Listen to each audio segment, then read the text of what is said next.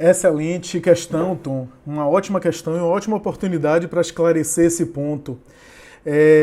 Eu vou explicar um pouquinho a resposta, mas inicialmente eu já adiantaria dizendo que não, Jesus não foi tentado. Aliás, tem um texto belíssimo em a Gênese sobre a tentação no deserto, né? Aquela tentação no deserto, que o Espírito João Evangelista responde a Allan Kardec a respeito dessa questão com um texto belíssimo, falando que aquilo dali era um símbolo, uma espécie de metáfora de parábola, que ao longo dos tempos permaneceu como sendo algo literal, né? Como se o diabo tentasse Jesus e levasse Jesus a ver para ver se jogava, etc. E que os diálogos que são mantidos ali são diálogos de citação de textos bíblicos do Antigo Testamento, né? Por exemplo, não tentarás o Senhor teu Deus, né? Que está lá no Antigo Testamento. Se jogar daqui seria tentar o poder de Deus. Um diálogo que, na verdade, faz alusão, inclusive, a Moisés. Moisés ficou 40 anos no deserto. Jesus ficou 40 dias tentado no deserto. É uma metáfora, porque Mateus, especialmente Mateus, queria o tempo todo colocar Jesus como o novo Moisés.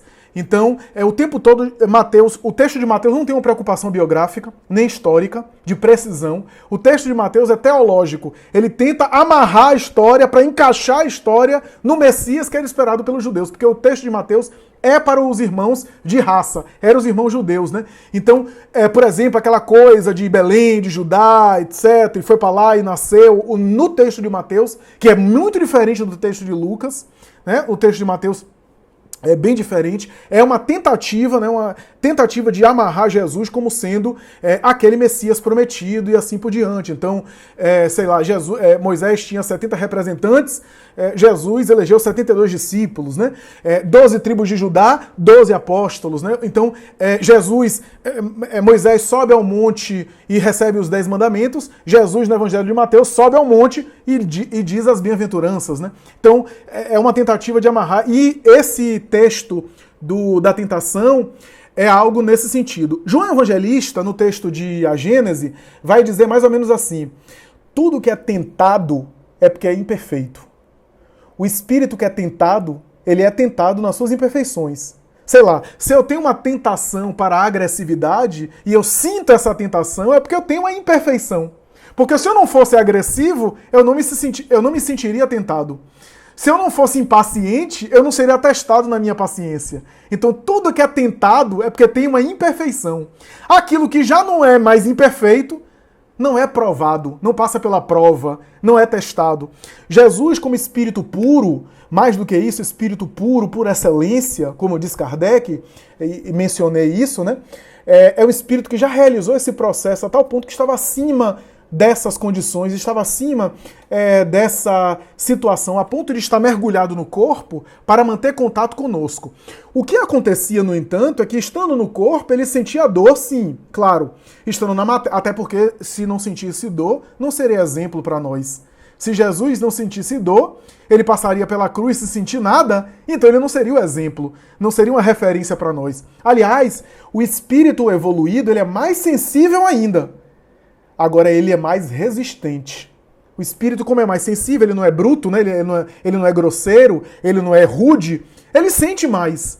Mas, ao mesmo tempo, ele tem uma tolerância, ele tem uma resiliência maior em relação à dor, em relação ao sofrimento. Esse trecho, Tom, e você colocou muito bem, citando a coisa do cálice, e a gente pode citar também aquele momento final da cruz, né? Eli, Eli, lama sabachthani, né? Deus meu, por que me abandonaste, né? Que ele disse no final, que as pessoas interpretam como Jesus está fraquejando, etc., né? Está ali tendo um momento de vacilação. Na verdade, esses textos, essas frases que ele citou no Calvário, né? No momento ali que antecede a cruz e depois, durante a cruz, os teólogos hoje já percebem, já conseguem concluir, inclusive na Bíblia de Jerusalém tem uma explicação muito boa sobre isso, que aquilo são, na verdade, salmos. Salmos que ele citou do Antigo Testamento e que a tradição dizia que o Messias deveria citar. Por exemplo, o Salmo, é porque eu não estou aqui com um Salmo, senão eu pegaria, mas o Salmo 23, meu Deus. O Senhor é meu pastor e nada me faltará, é o Salmo 22, se não me falha a memória, né? Ou é o 23? Eu não sei. Eu acho que é o Salmo... 23. É o 23, ponto. Então é o Salmo 22. Então é o Salmo 22... Se você pegar o Salmo 22 na Bíblia, começa justamente assim. Deus meu, por que me abandonaste? Ou por que me desamparaste, segundo alguma tradução. Então, os teólogos hoje mais estudiosos percebem que ele estava cantando salmos. Tanto é que o salmo começa, Deus meu, por que me abandonaste? Mas no final fala da fé, da coragem. Então ele estava cantando salmos que a tradição dizia que o Messias deveria cantar no momento final. Porque, pensemos aqui, Ivone Pereira, quando estava para morrer, ligou para Francisco Thyssen, presidente da Federação Espírita Brasileira. Francisco Thyssen não estava em casa e ela deixou um recado para a empregada. A empregada passou o recado para Francisco Thyssen. Foi Francisco Thyssen ou foi Vantuí de Freitas? Eu não me lembro agora, mas acho que foi Francisco Thyssen. Francisco Thyssen, então, recebeu o recado da empregada. Diz assim, Dona Ivone, doutor Francisco, deixou um recado pro senhor, pro telefone. Ela está dizendo que hoje ela viaja. Hoje ela está viajando. Aí Francisco Thyssen disse assim, meu Deus, eu vou ligar para Ivone, ela está dizendo que vai desencarnar. Porque ela vai viajar para onde? Ela está tão doente. Quer dizer, ligou para se despedir. Tchau, tchau, beijinho, eu vou desencarnar. Giordano Bruno, né? Queimado vivo e cantando. Ian Rus, Joana d'Arc, esses espíritos, que são espíritos grandiosos, mas que estão muito aquém de Jesus. Agora imagine um espírito como Jesus, no momento final, ter medo de morrer, ter medo da morte. Deus meu, por que me abandonaste? Afasta de mim esse cálice. O afasta de mim esse cálice, possivelmente, é um outro salmo que ele estava ali recitando, que ele estava declamando, né?